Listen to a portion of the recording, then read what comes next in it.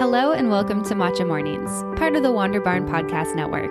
I'm your host, Amanda Kingsmith, and I'm excited to dive deep on topics around holistic health, the power of food, hormone health, how the practices of yoga can impact our health and well-being, and much more. So grab your cup of tea, settle in, and let's get started.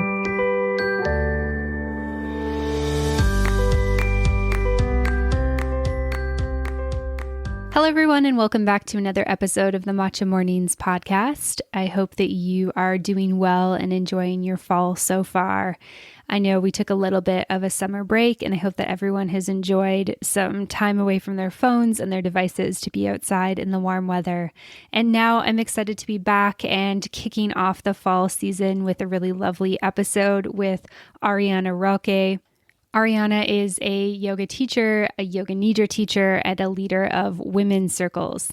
And in this episode, Ariana shares her journey with health and wellness and how after becoming a yoga teacher, she felt really called to specialize in yoga Nidra and offering women's circles to bring people together in community.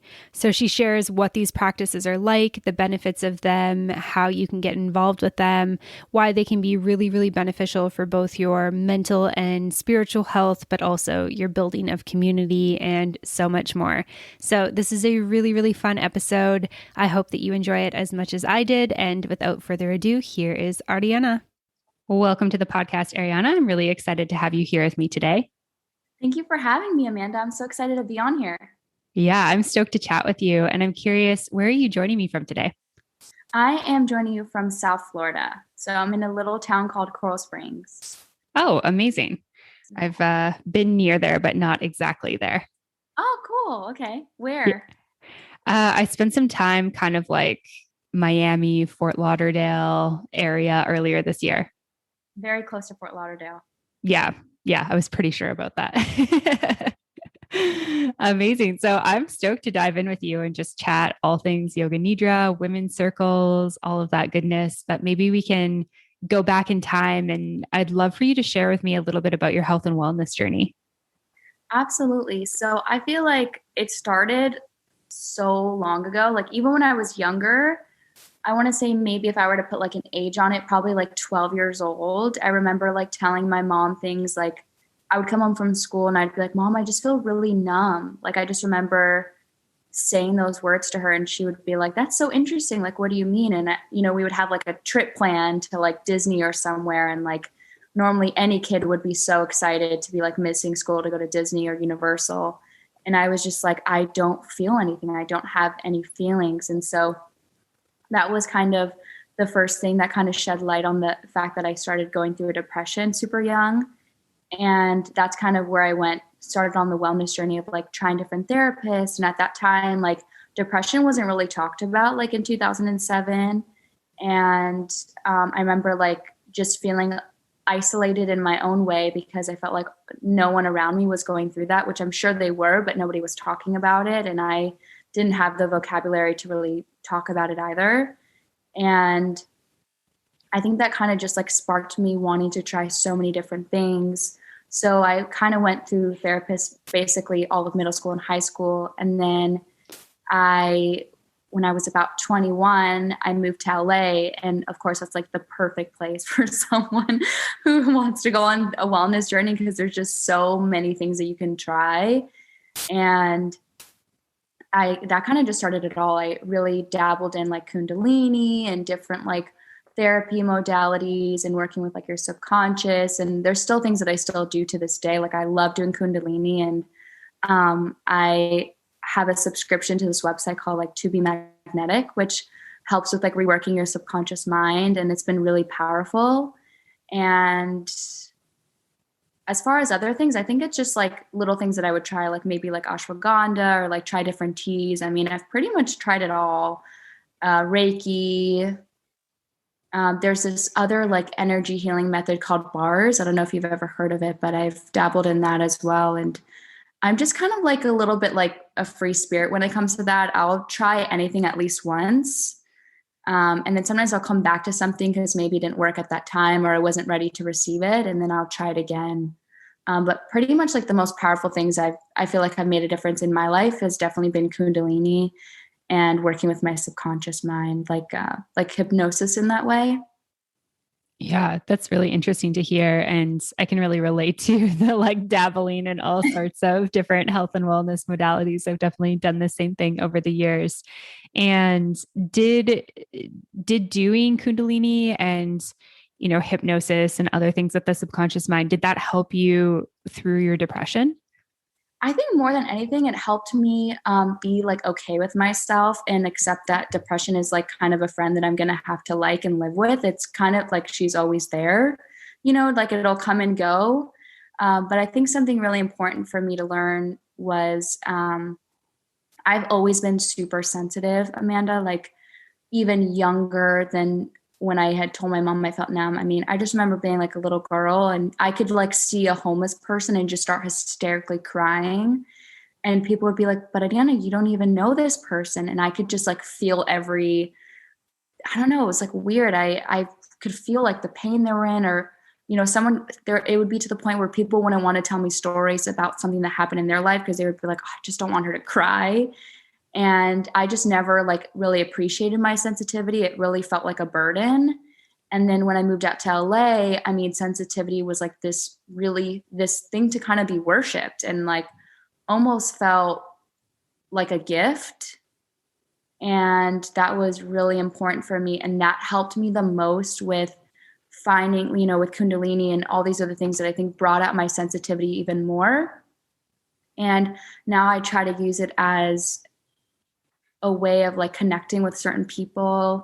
And it's funny because like in I guess like my astrology chart, it's like the healer because I'm like all Chiron, but I'm like, I don't want to go down that path, but I feel like I like just naturally progress in that way. But I think that's what made everything kind of click, was like learning to work with my sensitivity. And then everything else that I was doing kind of just was like the cherry on top. Yeah, I love how you talk about like accepting yourself, like learning to accept, the beautiful things about you, the things that are more challenging about yourself, and kind of recognizing that you're like a multifaceted person, and, living with depression is going to be something that is just a reality for you. And then also accepting the fact that you are more sensitive. And I mean, it's so interesting because I can completely understand like the idea of being a sensitive child is like, I'm sure exhausting for parents too. They're like, why are you crying over this thing? And you're like, I just have a lot of feelings. But when you start understanding that being empathetic and being more of an empath and being able to sense other people's feelings is actually, it actually really is a beautiful gift to have. Like a lot of people aren't able to do that. Yeah, it's funny because right now I'm like in my hometown because I moved like right before back from LA right as COVID hit. And I think just being in your hometown, like in your childhood home, it could trigger like old things. And I think it's just such a like humble dose of reality. Cause I think before then I was like, I've worked through so many of my traumas and triggers, like I'm totally fine.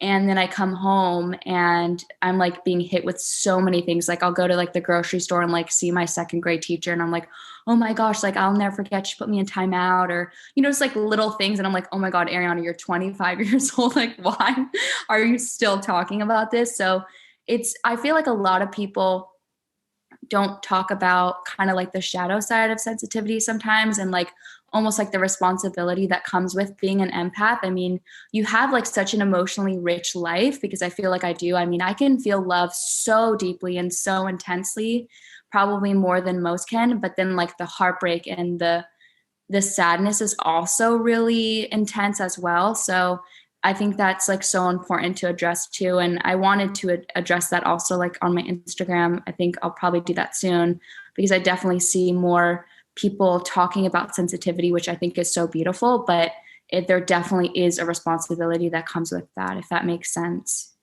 Yeah, absolutely, for sure. And I really hear you on being in your hometown. My parents have moved out of my childhood home, so I feel like that helps a little bit. But I'm, like I was telling you before we hit record, I'm back in Canada. So I'm at my parents' house right now and in like my hometown. And it's always like very strange because I haven't lived here for so long. I'm like, it's not really my home anymore, yet it was for so many years and so many important years. So I feel like there's always those strange feelings around that type of stuff.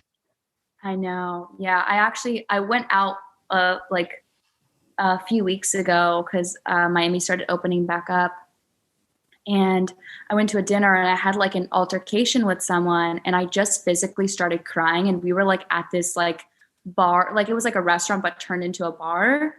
And like Miami's like known for hybrids like that. And this person and I were kind of, arguing in the sense of like, it just felt really intense. And my friend had to like pull me out and I'll never forget, like we were in the car and she's like, I'm so worried about how much you cried. Like, why are you crying this much? And I remember just feeling in that moment, like, wow, like this can really be such an issue of like, there's people shaming you for feeling a certain way or reacting in a certain way. And I commend myself because in that moment, I took a moment to stop crying and explain to her, like, this is something that was traumatizing for me. And this is just how I'm going to release it. And I'm really sorry if you just don't understand that, or if you think it's weird or, and I think that, that kind of showed me how much I had grown, because I think in the past I would have been even more sad and more kind of like ashamed of myself for crying. Cause it's not really like, I don't think, I'm forgetting the word right now, but I don't know anyone that like high fives you for crying in public, but I think like having that moment was really important for me. And also was like, okay, like Ariana, you need to go and do some more work around this because you're being triggered. And it was just like a really, it was really powerful because I hadn't left the house, obviously like most people for a while. So like going out and interacting with people again, I think that's also the thing with sensitive people is like, we can get like social anxiety. And, if we take up too much of like other people's energies, it's actually really draining. Yeah, I don't know if that makes sense. No, 100%. It definitely does. And I'm curious, like kind of what brought you to, I know you talked about Kundalini yoga, but other modalities of yoga and specifically yoga nidra. Was it kind of like this empath side, like the sensitivity side made you kind of feel drawn to this, or what was it? So it's so funny that you asked that because actually, so right before I moved home, COVID hadn't hit yet. It was just like, I think it was still like in China at the time and like being talked about on the news. And when I moved home, I was like, you know what? I want to meet like like-minded people. So I started finding like yoga studios by my home, and Coral Springs is pretty limited with the yoga studios around here. And I was like, you know what? I may just try and do like a yoga teacher training, not to teach, but to be around people and just get a deeper understanding of like my body and the practice and how I relate to this practice and how I can take it off the mat. And the teacher who taught it, her name was Samantha, and she was an incredible teacher and like really just made the whole practice come to life for me. And I was like going through a pretty bad breakup, and towards the end, then COVID hit and we started doing like Zoom classes. I had told her towards the end of the class, like, you know what? I know we're getting our certifications in a week, but I just don't, because when I had told her when I signed up, I told her, I was like, I don't want to be a yoga teacher. I just want to be around people and, get the energy and just, because you're going to be in that class for 6 hours a day. And it was just felt like a really nice place for me. And in the beginning, I think she kind of thought that I was going to like change my mind. So she was like, oh, okay, yeah, sure. And then towards the end, I was like, no, I'm really serious. Like, I don't think that I want to teach. Like, I just don't think it's for me. And I also feel like there's so many things. I was like, I kind of had this view on yoga teachers that they're kind of perfect. And I just felt like my life was just such a up and down mess that I was just like, there's no way that I can get up and teach a class on anything, and towards the end, like right before our certification, my teacher was like, no, you're going to teach. And I know what you're going to teach. You're going to teach yoga nidra. And I was like, I don't know. I mean, I love yoga nidra and I love, meditating, and it's definitely, all you have to do is lay down and you're working with your subconscious, which sounds amazing, but I just don't know if it's for me. And she goes, why don't we try this? Why don't we do a sample class? You invite your family and you try teaching it. If you don't like it, then you can go home and we give you the certification and nothing else and you're fine. But if you do like it, let's talk about it. And so I taught my first sample class, and I think I had like 14 women come, and it was so special.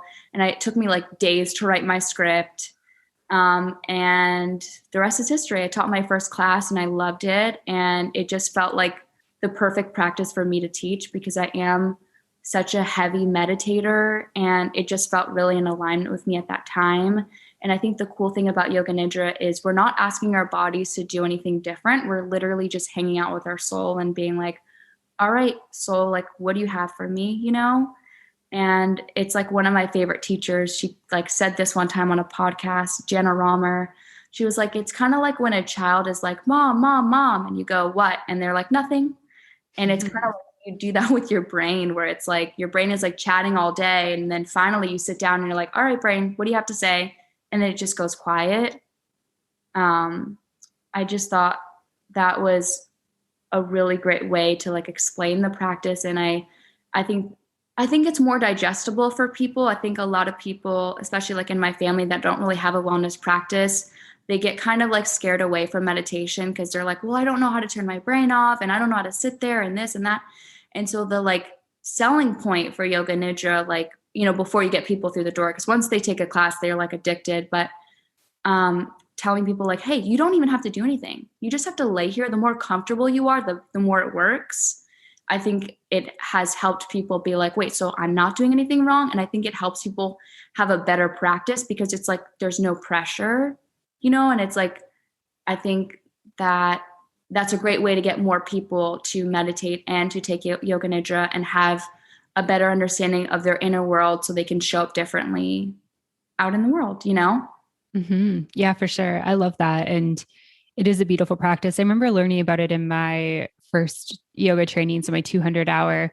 And the instructor who was teaching us was like this 69-year-old man who looked like he was like in his 50s. Honestly, he looked so good for his age. And we were like, what's your secret? And he's like, I breathe and I do Yoga Nidra. That's what I do. And he like led us through this session and he's like, it's better than a nap. It's like more restorative than like, you know, sleeping like 7 hours or something like that. And I was like, damn. And it really is like all you have to do is lie there. I think it is interesting though, because so many people can be convinced on the benefits of like movement, right? Like they're like, yeah, I'll go like quote unquote work out for an hour. So they love like hot yoga or power yoga. When you're like, come pay to lie there, they're like, why would I pay to lie there? It's like not productive. And it's like, no, this is one of the best things you can do for your mind, body, spirit. So it is kind of interesting. Obviously, that's not everyone, but I do feel like there's like that group of people that's like, just going to lie there. That can't be doing anything for me. That's boring.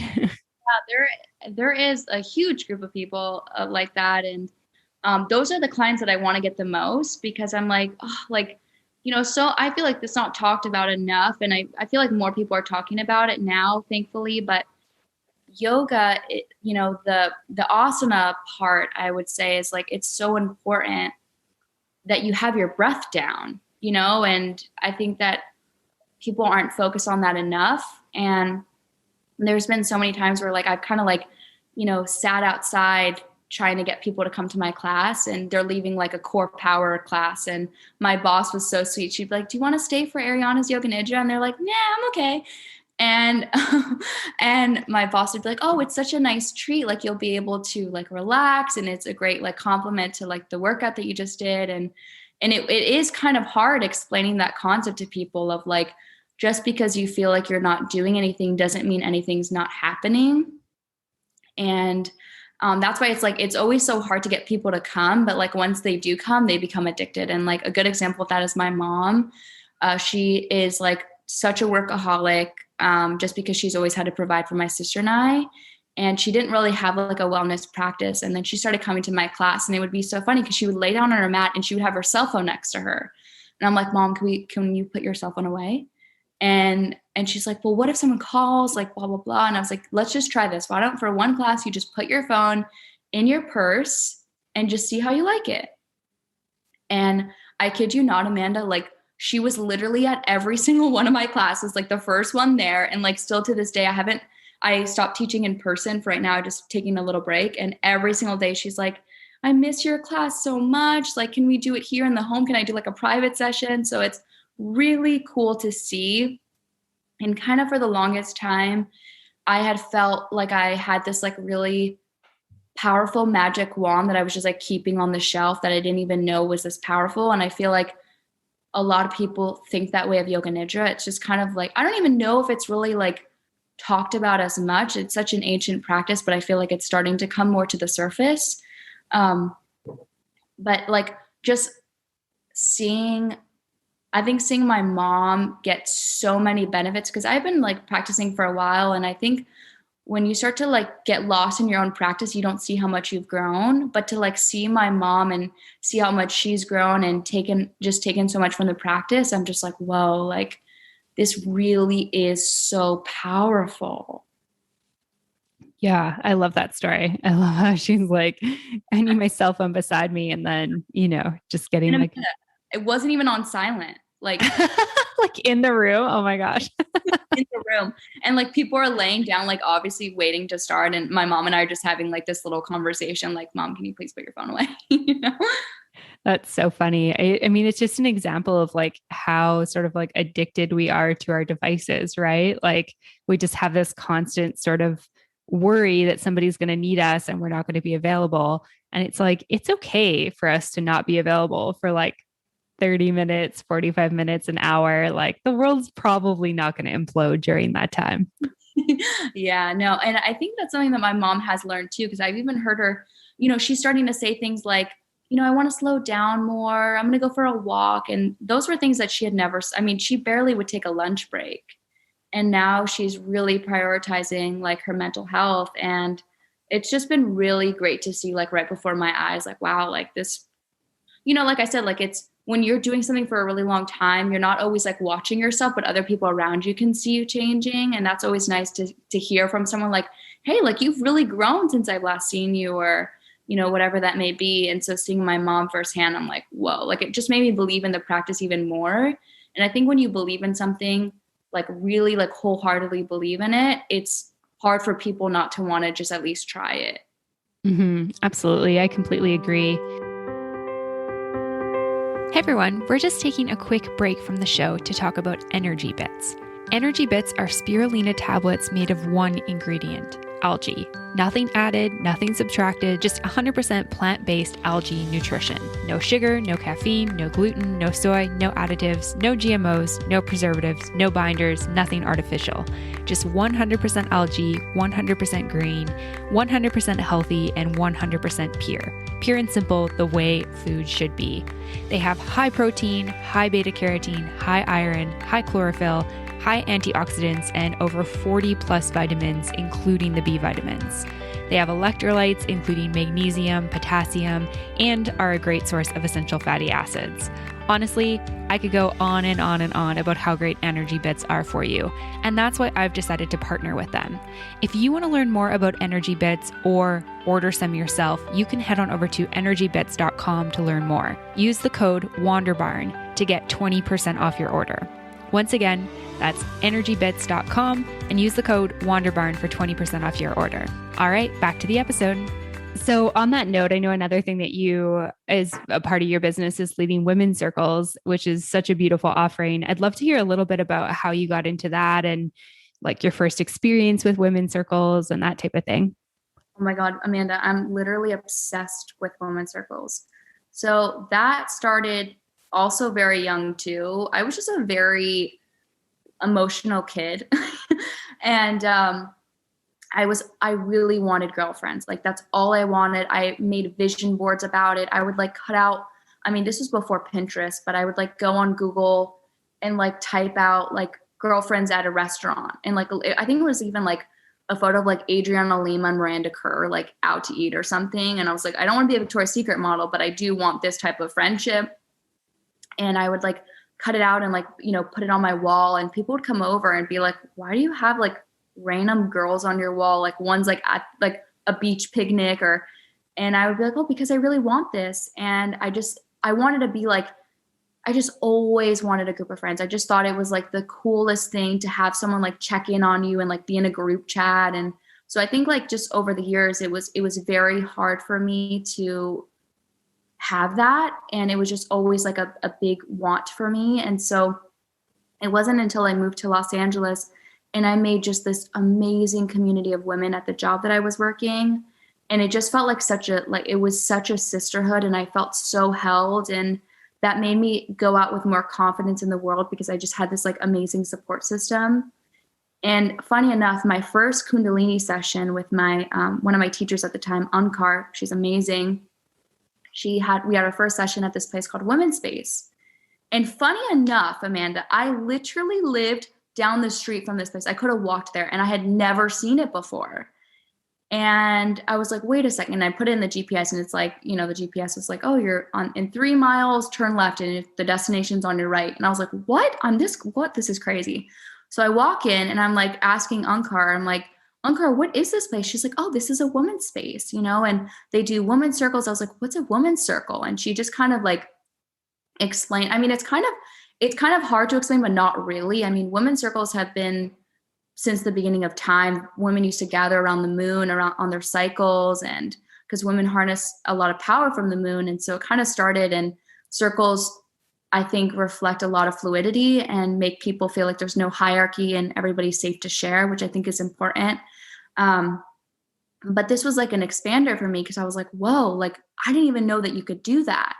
And a big reason why I do anything is because I want the connection. I want the friendship. And it's just like a big why for me. And it just kind of made sense that I naturally went this route for women's circles. And so I was like, well, what are the criteria? Like, what do you need to like do this? And she was like, nothing. You just have to have a group of women, and you guys just get in a circle, get your cousins, get your, your closest friends. And I grew up with a family of 95% women. I have 22 cousins, and there's only like 2 boys.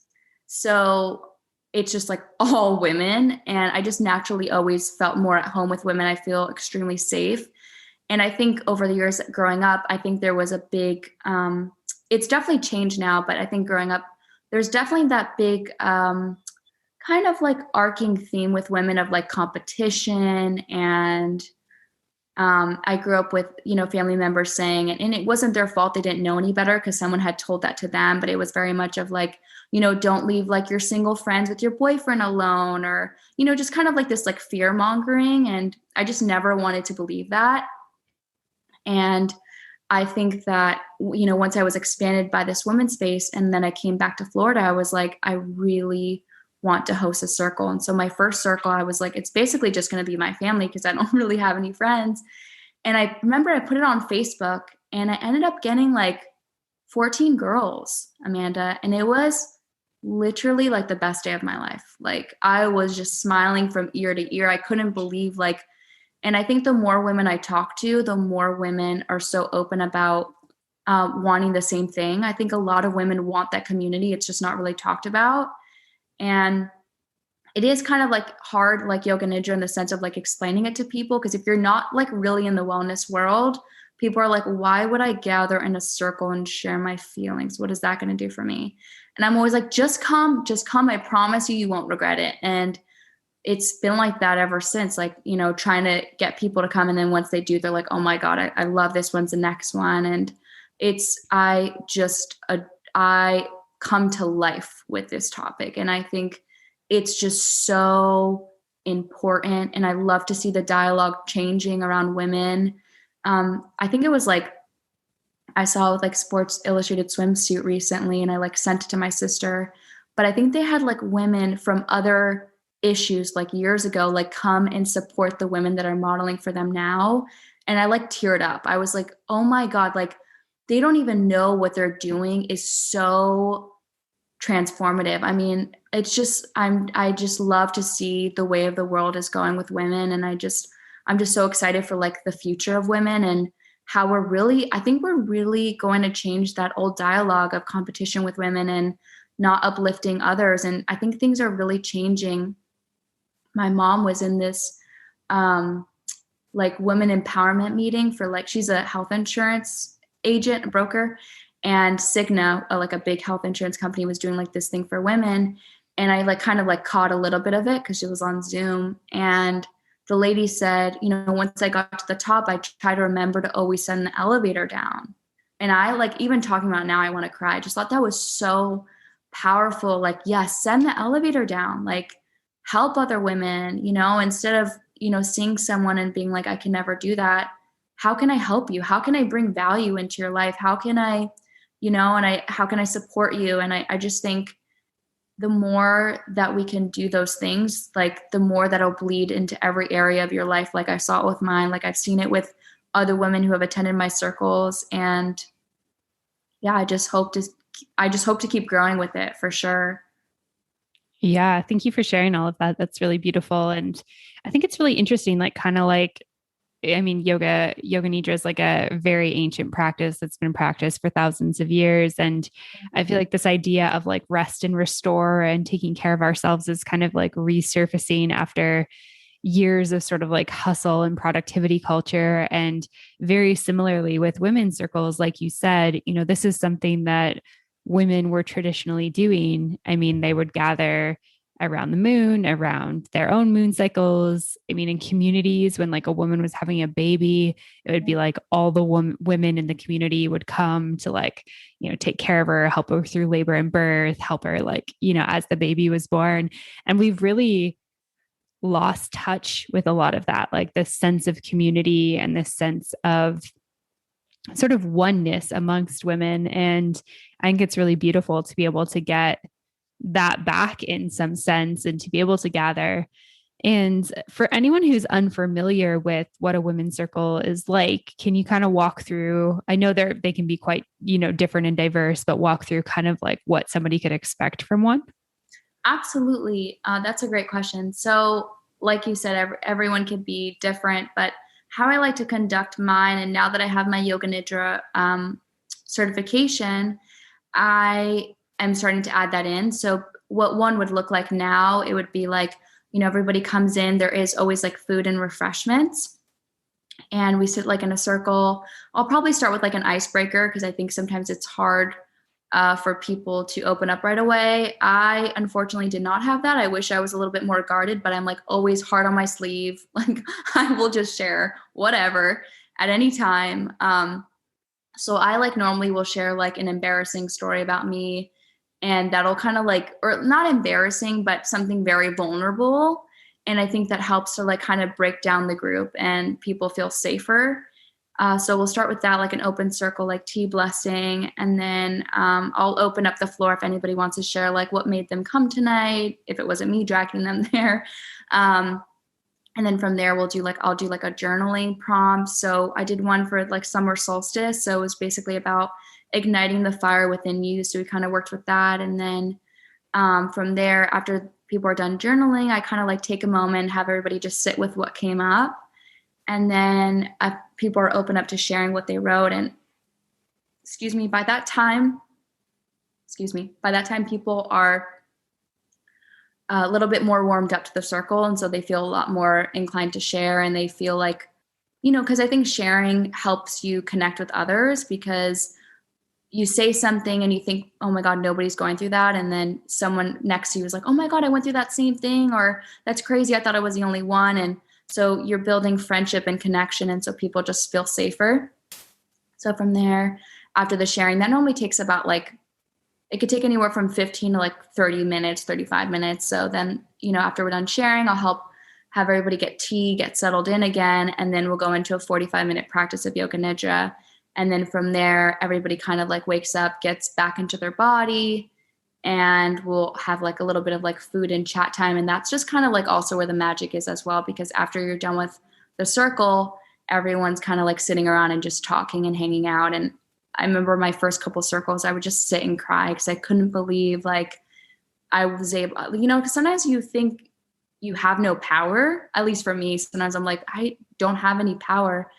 And just to like, or like, I feel like I'll have like, I'm like, what is my significance on this earth? Like, what am I bringing, And then when I see sometimes at the end of the circles and I see all these people like talking and making friends and making connections, I'm just like, oh my God, like, I'm so glad I didn't let my self-sabotaging get in the way of this, because now so-and-so just made a new friend, and like I made another friend, and I feel closer to these women, and I feel, I go home and I feel just so full, and I just can't wait for the next one. So that's kind of like what you could expect from one. I mean, there's so much magic in it.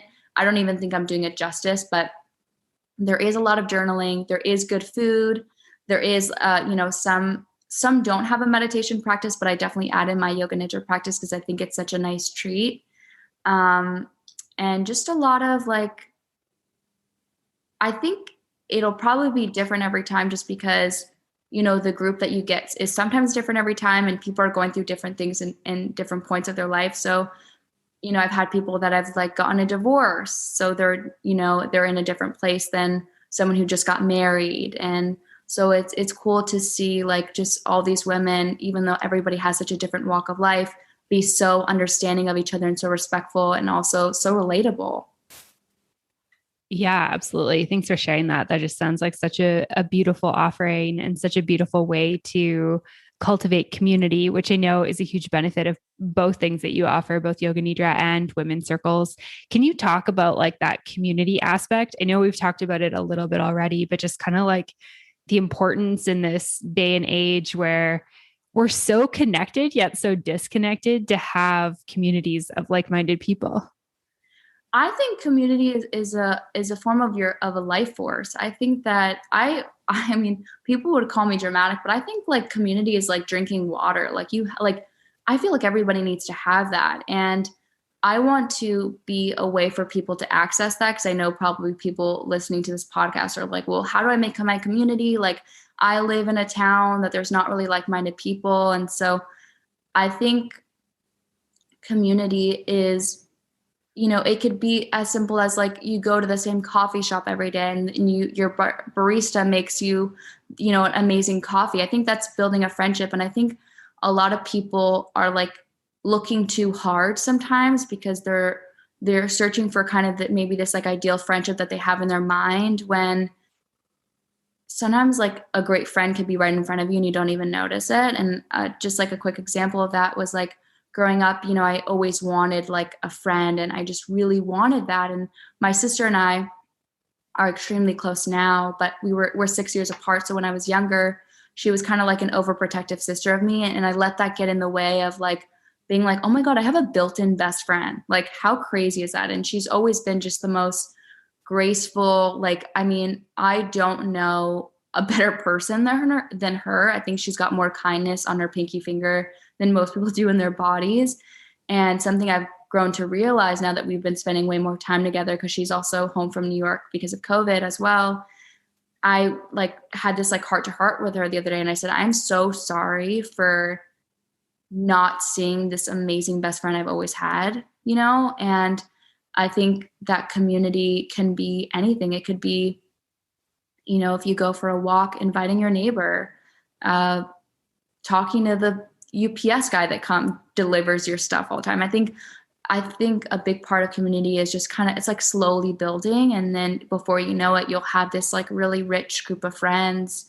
And I don't mean rich as in like money. I mean, if you want that, that definitely can happen. But I think just rich in the sense of like rich in love, rich in support, rich in connection, rich in belonging. And I think that that is what community is. It's feeling like you belong, that you matter, that people care about you, that people see you, that you're heard, that you contribute to something and that you are amazing. You know, you belong in this earth. And I am so happy that we get to connect and exist at the same time. I think that's really like community as a whole. I hope that like was a good way of explaining it.